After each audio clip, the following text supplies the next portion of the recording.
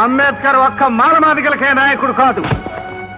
కమ్మకి, కాపుకి, రెడ్డికి, ఎట్టికి, యానాదికి, హిందువుకి, ముస్లింకి, క్రైస్తవుడికి మనసున్న ప్రతి వారికి నాయకుడు అంబేద్కర్. భారతదేశానికే నాయకుడు.